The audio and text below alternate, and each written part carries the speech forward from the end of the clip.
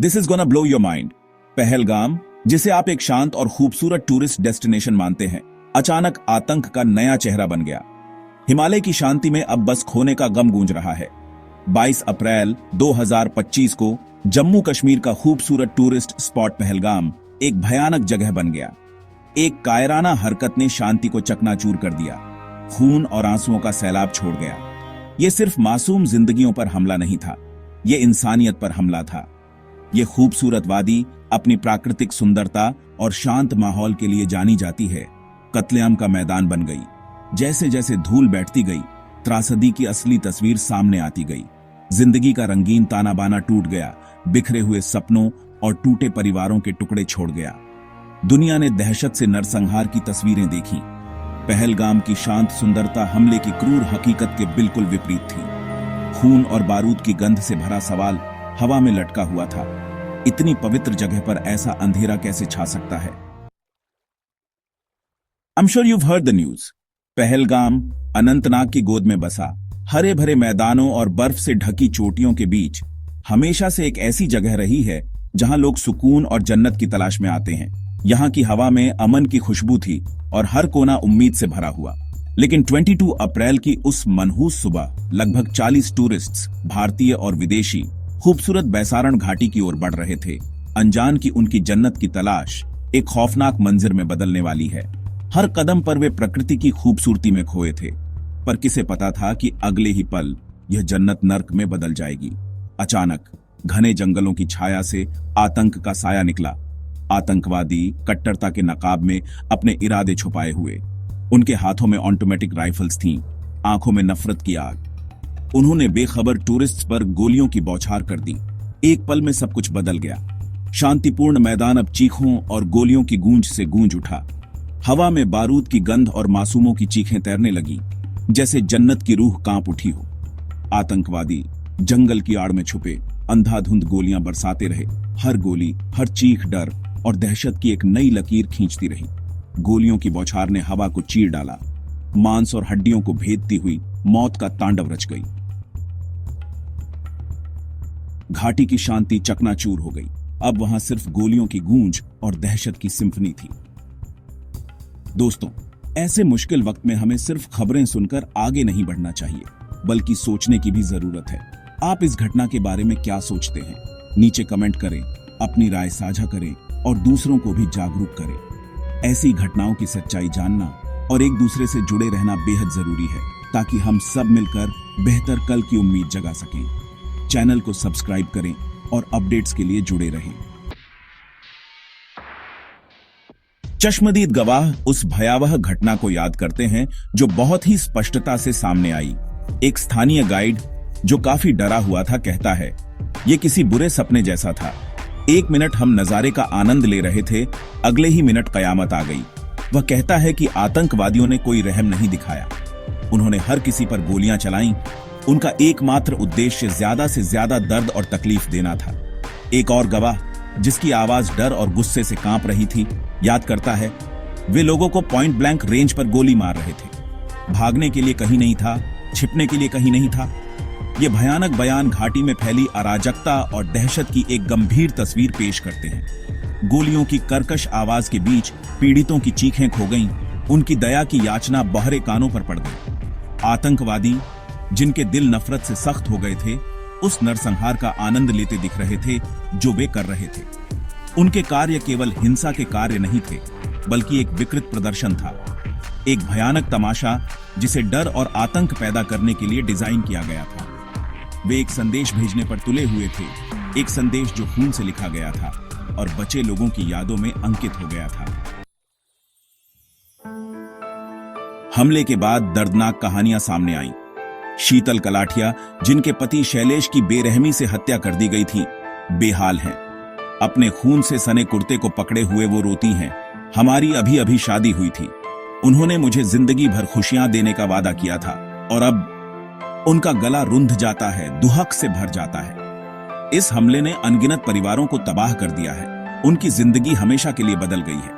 पीड़ितों में गुजरात का एक नवविवाहित जोड़ा भी था। उनका हनीमून दुखद रूप से छोटा हो गया। तमिलनाडु के एक 83 साल के दादाजी, जो पहली बार कश्मीर आए थे, ने इसी अराजकता में अपनी आखिरी सांस ली। एक युवा भारतीय नौसेना अधिकारी लेफ्टिनेंट विनय नरवाल अपनी शादी के बाद छुट्टी पर थे। आतंकवादियों की गोलियों का शिकार हो गए। उनकी पत्नी अभी भी अपनी दुल्हन की पोशाक में उनके लौटने का इंतजार कर रही है, इस बात से अनजान कि उनकी दुनिया बिखर गई है। खोई हुई हर जिंदगी बिखरे हुए सपनों, अनलिखित भविष्य का प्रतिनिधित्व करती है। हर पीड़ित अपने पीछे एक ऐसा खालीपन छोड़ जाता है जिसे कभी भरा नहीं जा सकता। एक ऐसी खामोशी जो किसी भी विस्फोट से ज्यादा तेज चिल्लाती है। उनके खोने का दर्द एक भारी कफन है जो देश पर छाया हुआ है, आतंकवाद की मानवीय कीमत की एक कठोर याद दिलाता है। जैसे जैसे देश मासूम जिंदगियों के खोने का शोक मना रहा है, सवाल बने हुए हैं। आतंक के ये अपराधी कौन थे? उन्हें इतना जघन्य कृत्य करने के लिए किसने प्रेरित किया? द रेजिस्टेंट फ्रंट, जो पाकिस्तान स्थित लश्कर-ए-तैयबा का एक हिस्सा है, ने हमले की जिम्मेदारी ली है। ऑनलाइन जारी एक भयानक बयान में उन्होंने गैर कश्मीरियों को अधिवास प्रमाण पत्र जारी करने का हवाला देते हुए कश्मीर की जनसांख्यिकी को बदलने की हिम्मत करने वाले किसी भी व्यक्ति को निशाना बनाने की कसम खाई है। हालांकि उनके दावे पर कुछ लोगों ने संदेह जताया है। सुरक्षा एजेंसियां सभी संभावित पहलुओं की जांच कर रही हैं, जिसमें क्षेत्र में सक्रिय अन्य आतंकी संगठनों की भूमिका भी शामिल है। इस हमले ने सुरक्षा तंत्र की कमजोरियों को उजागर किया है, जिससे नागरिकों और पर्यटकों की सुरक्षा को लेकर चिंताएं बढ़ गई हैं। आतंकवादी एक सुरक्षित क्षेत्र में घुसपैठ कैसे कर पाए? क्या कोई खुफिया विफलता थी? इस हमले ने एक राजनीतिक घमासान भी शुरू कर दिया है। विपक्षी दल सुरक्षा चूक के लिए सरकार को दोषी ठहरा रहे हैं। पूर्व मुख्यमंत्री महबूबा मुफ्ती ने इस घटना की जांच की मांग की है। आरोप लगाया है कि अमेरिकी उपराष्ट्रपति जेडी वेंस की यात्रा के कारण मानक संचालन प्रक्रियाओं का पालन नहीं किया गया। हालांकि दोषारोपण का खेल पीड़ितों के परिवारों को थोड़ा सा भी सांत्वना नहीं देता है, जो अपने नुकसान से जूझ रहे हैं। पहलगाम हमले ने पूरे देश में सदमे की लहर दौड़ा दी है। प्रधानमंत्री नरेंद्र मोदी ने अपनी सऊदी अरब यात्रा को छोटा करते हुए राष्ट्र को संबोधित किया, हमले की कड़ी निंदा की। उन्होंने कसम खाई, इस जघन्य कृत्य के अपराधियों को बख्शा नहीं जाएगा। हम उनका शिकार करेंगे और उन्हें न्याय के कटघरे में लाएंगे। सरकार ने हमले के जवाब में कई उपायों की घोषणा की है। गृह मंत्री अमित शाह सुरक्षा स्थिति की समीक्षा करने के लिए श्रीनगर पहुंचे। सुरक्षा बलों ने आतंकवादियों को पकड़ने के लिए व्यापक तलाशी अभियान शुरू किया है। सेना ने हत्याओं का बदला लेने की कसम खाई है। संयुक्त राज्य अमेरिका ने जांच में अपना समर्थन और सहायता की पेशकश की है। राष्ट्र अपने दुख और आक्रोश में एकजुट है। हिमालय की बर्फ से ढकी चोटियों से लेकर कन्याकुमारी के तटों तक न्याय की सामूहिक पुकार है। सभी दलों के राजनीतिक नेताओं ने हमले की निंदा की है। अपराधियों के खिलाफ त्वरित और निर्णायक कार्रवाई का आह्वान किया है।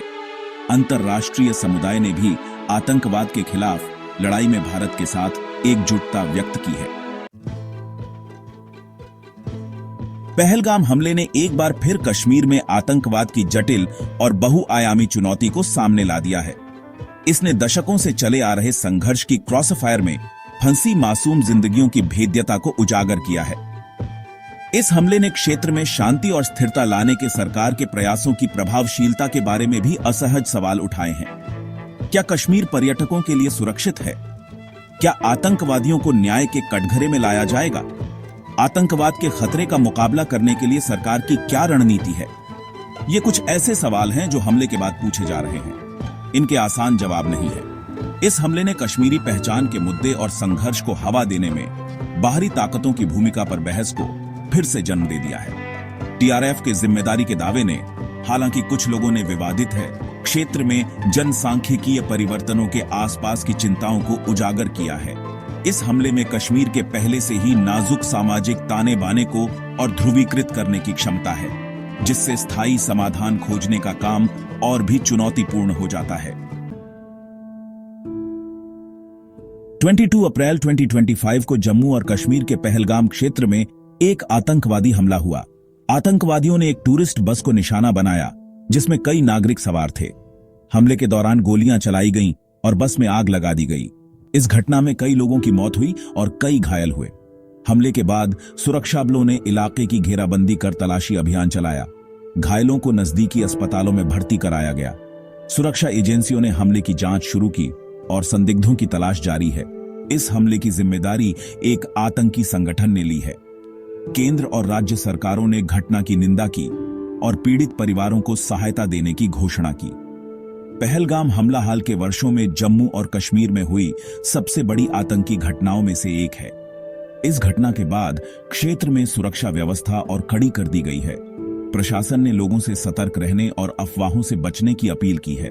जांच एजेंसियां हमले के पीछे की साजिश और आतंकियों के नेटवर्क का पता लगाने में जुटी हैं। घटना के बाद पूरे देश में शोक और आक्रोश का माहौल है। सरकार ने कहा है कि दोषियों को जल्द गिरफ्तार किया जाएगा। पहलगाम हमले की जांच और सुरक्षा व्यवस्था को लेकर प्रशासन सतर्क है। ऐसी त्रासदी के बावजूद लचीलेपन की भावना चमकती है। दुख और निराशा के बीच आशा की एक किरण है। कश्मीर के लोग हालांकि हिंसा के आदी हैं, उन्होंने करुणा की अपनी क्षमता नहीं खोई है। हमले के बाद आम कश्मीरी पीड़ितों की मदद के लिए आगे आए, खाना, आश्रय और आराम दे रहे थे। डॉक्टरों और नर्सों ने जान बचाने के लिए अथक प्रयास किया। उनके प्रयास मानवता की अदम्य भावना का प्रमाण है। हो सकता है कि हमले ने शांति को चकनाचूर कर दिया हो, लेकिन यह कश्मीरी लोगों की भावना को नहीं तोड़ सका। पहलगाम हमला एक वेकअप कॉल है, एक कठोर याद दिलाता है कि आतंक के खिलाफ लड़ाई अभी खत्म नहीं हुई है। यह एकता, संकल्प, हमारी धरती से आतंकवाद के खतरे को जड़ से मिटाने के लिए एक सामूहिक प्रयास का आह्वान है। शांति का रास्ता लंबा और कठिन हो सकता है, लेकिन यह एक ऐसा रास्ता है जिस पर हमें पीड़ितों की खातिर, मानवता की खातिर और अपने सामूहिक भविष्य की खातिर साथ मिलकर चलना चाहिए। अगर आप चाहते हैं कि ऐसी कहानियां और लोगों की आवाजें और दूर तक पहुंचें, तो कृपया इस वीडियो को लाइक करें, शेयर करें, कमेंट करें और हमारे चैनल को सब्सक्राइब करना न भूलें। आपकी एक छोटी सी प्रतिक्रिया बदलाव ला सकती है।